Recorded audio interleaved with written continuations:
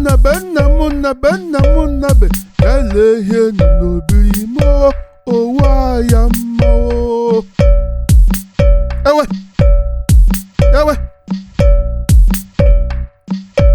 Igbo nwe mmadụ bịa lee ihe mego obodo anyị o Owe-Ayanma o.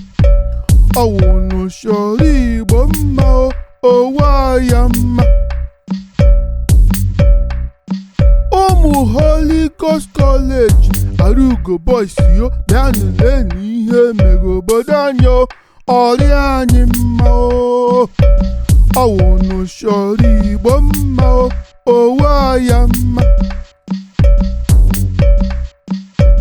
Ijere GTC Emmanuel College Government College Ogosko na-akpọ nnụ bịanụ lee n'ihe mego obodo anyị o ọrịa anyị mma o. Ọwụnụ chọrọ Igbo mma o Owe-Ayanma.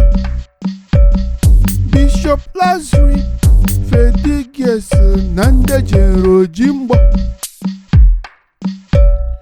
Ogosko na-akpọ nnụ bịanụ lee n'ihe mego obodo anyị o ọrịa anyị mma o. Ọwụnụ chọrọ Igbo mma o Owe-Ayanma.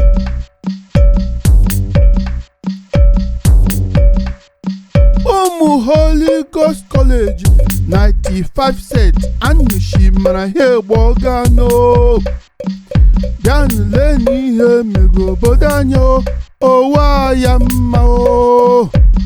Ọwụnụ chọrọ Igbo mma o Owe-Ayanma. Cha Igbo kwezuonu.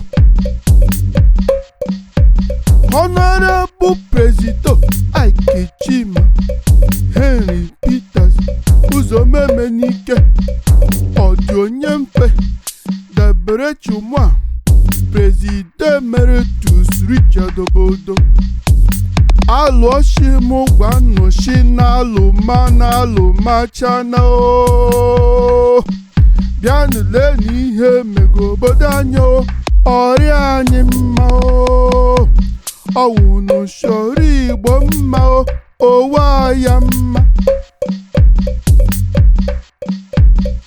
Okele nwa mama isi n'Igbo ga n'olu m Padi Obi na nwanne m Kishilinko Nwambise Chukwudi Gọvanọ Chukwudi Okonkwo Bishop na n'olu m.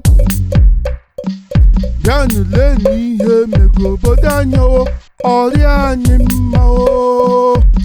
Ọwụnụ chọrọ Igbo mma o Owe-Ayanma.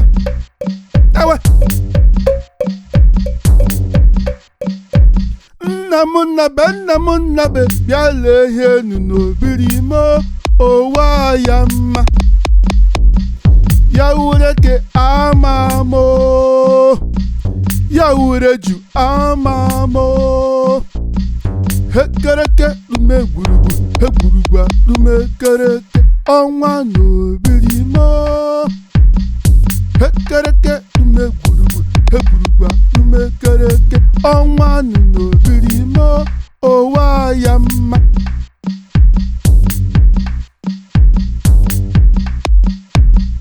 Hekereke lume gburugwa lume kereke ọnwa n'obiri mo